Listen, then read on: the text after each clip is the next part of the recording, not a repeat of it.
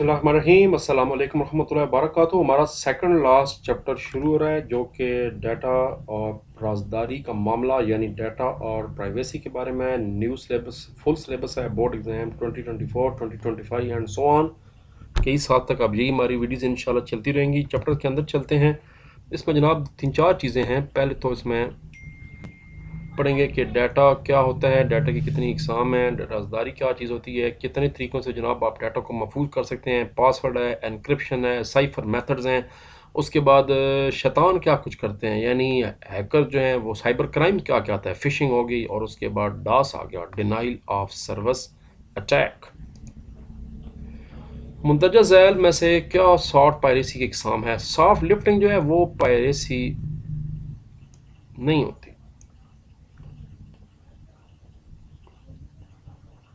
अच्छा, नहीं हो लिखे हुए इसमें एग्जाम में शामिल ने स्टेटमेंट गलत लिख दी है। इंग्लिश की किताब में स्टेटमेंट डिफरेंट है। बहरहाल जी जवाब इसका सॉफ्ट लिफ्टिंग आता है।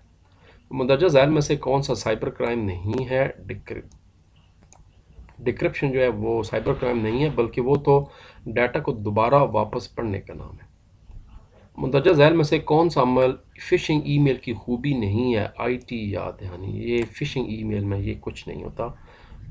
फ़िशिंग वेबसाइट की खूबी नहीं है। वेब मवाद से असल जो लिंक है वो उसकी खूबी नहीं है। फ़िशिंग आपको पता है कि ये जेली वेबसाइटें होती हैं जो अमूमन मिलते जुलते नामों से ईमेल आपको देकर धोखा देती हैं। आप समझते हैं शायद किसी बड़ी कंपनी ने आपको जॉब दे दी है, या किसी आंटी ने मरने से पहले अपनी सारी जायदाद आपके नाम कर दी है, किसी गोरी ने, या किसी बाबे ने कहा है भाई मेरा पुत्र बैठा हुआ पाकिस्तान उन्होंने सारा कुछ दे होता। ऐसा कुछ नहीं होता। ये पत्थर शत्रों को कोई नहीं शायद दी जाती। ज़िंदगी में खुद ही कुछ काम मेहनत करनी पड़ती है। सिर्फ अल्लाह ताला पे भरोसा रखना चाहिए। मुंदरजा झैल में से कौन से अच्छे पासवर्ड की खूबी नहीं है। ये सिर्फ आपके नाम पर, ये अच्छी बात। ऐसा पासवर्ड कभी मत रखें। हालांकि मेजॉरिटी लोग करते ही ये हैं, अपने शहर का नाम रख देते हैं, अपना नाम। ऐसा नहीं, इसका फ़ायदा कोई नहीं है, वो फिर जल्दी हैक हो जाता है। खाली जगह को पुर कर छोड़ो। सॉफ्टवेयर की गैर कानूनी नकल बनाना पायरेसी कहलाती है। कंप्यूटेशन किस तरह की भी मालूमात के लिए ज़ाहिर की जाता है। राजदारी डाटा की एक तरीका है, खुफिया कारी का अमल है। जब एक की के हरूफ कारी अल्फाज को कम ज़्यादा तो उसको दोबारा इंटरम साइफर टेक्स्ट कहलाता है। Dance denial of service attack एक ऐसा अटैक है जिसमें आप इतनी ज़्यादा रिक्वेस्टें किसी भी सर्वर को भेजते हैं कि वो आपको डाटा देना बंद कर देनी, आपकी रिक्वेस्ट को सर्व करना बंद। कई दफ़ा आपने किसी वेबसाइट पे जब क्लिक किया तो वो कहता है जी बस इस वक्त जनाब डाटा नहीं आ पा रहा, माना चाहता हूँ। इवन गूगल जैसी कंपनी भी बाद दफ़ा इस अटैक की वजह से थोड़ी देर के लिए उनका काम रुक जाता है। तो इसको डास यानी डिनाइल ऑफ, डिनाइल नहीं, यहाँ पर एन आता है, डिनाइल ऑफ सर्विस अटैक होता है। पहला शॉर्ट क्वेश्चन है, साइफर टेक्स्ट की वजाहत करें। Page number 81।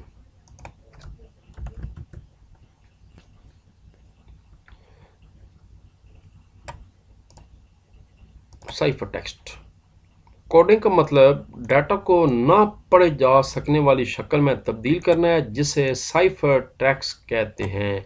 ये खुफिया कोड होता है या की होती है जिसके ज़रिए डाटा को पढ़ने के काबिल नहीं बनाया जाता। अगर कोई डाटा आपका रास्ते में चोरी भी हो जाए तो आप उसको पढ़ नहीं पाते, क्योंकि दरमियान में ये जो साइफर टेक्स्ट का ये ख़ास कोड है, इस वजह से आप इसको साथ ये डेफिनेशन बताने के बाद ये डायग्राम भी साथ बता दें, बहुत ही अच्छा होगा ये।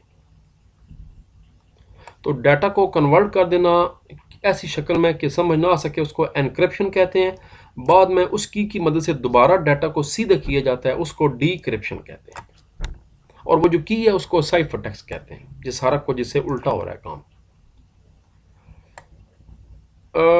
हमें एक इंस्टॉलेशन की ज़रूरत क्यों होती है, हालांकि ऑलरेडी हमारे पास पासवर्ड भी है। कई दफ़ा आप MS ऑफिस या कोई और अहम प्रोग्राम जब आप नेट से डाउनलोड करके इंस्टॉल करते हैं या CD लाते हैं तो वो साथ एक की होती है। वो क्यों होती है की?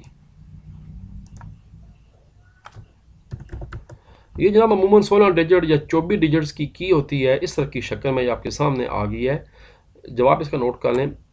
ये टॉपिक आपका जनाब पायरेसी का टॉपिक है। पेज नंबर मैं आपको बता चुका हूँ 75 है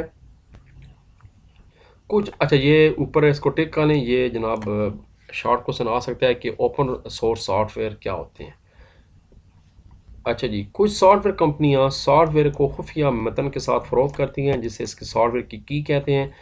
ये सिर्फ इन लोगों को फ़रोख्त की जाती है जो इसको ख़रीदते हैं। जब आप ओरिजिनल विंडो लेते हैं लाहौर से 30-35 हज़ार रुपये की मिलती है। बाद में हम क्या करते हैं, पाकिस्तानी इनको जनाब 30,000 कापियाँ करके 100 रुपये में बेच कर तो 3-4 लाख रुपये 15 लाख रुपये कमा के नारा मार देते हैं। सब के अंदर एक ही की यूँ, तभी तो ये फिर विंडो आपकी करप्ट हो जाती है, क्योंकि आप असल की वाली विंडो यूज़ नहीं कर पा रहे।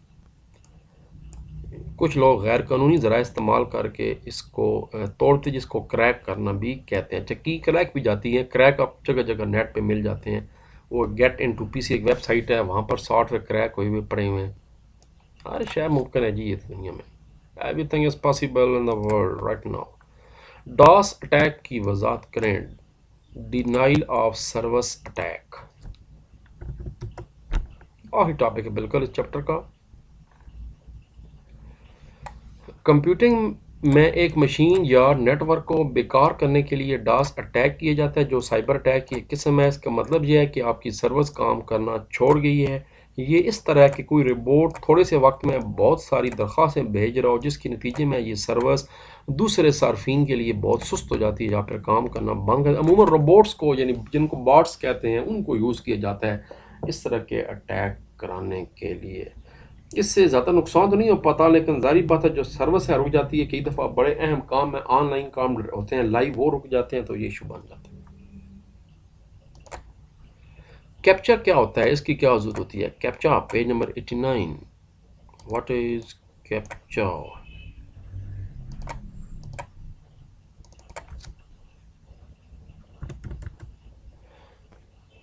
अमूमन जनाब आपने कैप्चा देखा होगा। एक प्रोग्राम बार बार गैर ज़रूरी तौर पर एक फॉर्म दाखिल करता है। इस सूरत से बचने के लिए कंप्यूटर के बजाय सिर्फ इंसानी सिस्टम इस्तेमाल कर सकते हैं। लिहाजा जब भी वेबसाइट पर फॉर्म को डाटा दी जाता है तो वहाँ एक तस्वीर दिखाई जाती है। आप इस तस्वीर को पढ़ने और उसमें लिखने के लिए आपको कहा जाता है। जो कोई लिखा जाता है वो सीधा नहीं होता बल्कि टेढ़ा मेढ़ा होता है। यही तो चेक करना होता है कि आपकी इंटेलिजेंस, आप इंसान है, आप इसको पढ़ सकते हैं। मगर रोबोट इस चक्कर में फेल हो जाता है, क्योंकि वो सीधी सीधी चीज़ पढ़ सकता है, तो वो फिर गलत एंट्री यहाँ नहीं कर पाता, तो ये फिर वेबसाइट आगे ओपन नहीं होती। आजकल इसकी जगह तस्वीर आ जाती है। मतलब वो कहता है जी मुझे इनमें से 4 तस्वीरें ढूंढ कर दो, जहाँ पर साइकिल है या वो जनाब वो फायर हाइडेंट है या बस है, तो उससे भी पता लग जाता है कि ये आप इंसान है या मशीन है। मशीन के लिए ये इंसान नहीं होता। ये कैप्चा है। डायग्राम भी साथ बना दें कैप्चे की तो अच्छी बात है। आखिरी सवाल, पेटेंट क्या है और हमें इसकी क्यों ज़रूरत पड़ती है? पेटेंट, उसके बाद फिर अगली आखिरी एक्सरसाइज करते हैं। पेटेंट का जनाब पेज नंबर है 77।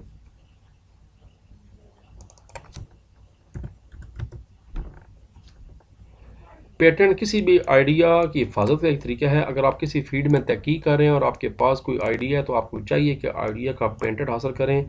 ये दूसरों को आइडिया बुनियाद पर गुजाज। इसका मतलब ये होता है कि आपने एक चीज़ बनाई है तो आप चाहते हैं कि ये आपके नाम पर रहे, कोई और आपका ये आइडिया चोरी ना कर सके, तो आपको इदारे में जाकर इसको पेटेंट या अपने नाम से रजिस्टर्ड कराना पड़ेगा। साथ ही कॉपीराइट हो जाएगा, आपको सेशन नंबर भी मिल जाएगा कि ये चीज़, ये फार्मूला, ये रिसर्च आपके नाम पर हो चुकी। जैसे दवाई कंपनी जो बनाती हैं दवाइयाँ, तो वो इसको फिर अपने नाम पे फार्मूलों को पेटेंट करा लेती हैं ताकि कोई और कंपनी इस नाम की दवाई ना बना सके।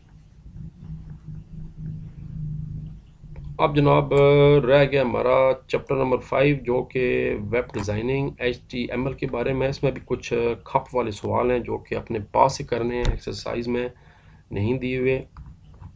तो जनाब उसको शुरू कर देते हैं। मैं देखता हूँ कि चैप्टर नंबर 5 कहाँ पर है। ये जी आपका पेज नंबर 90, बड़ा लंबा लो जी,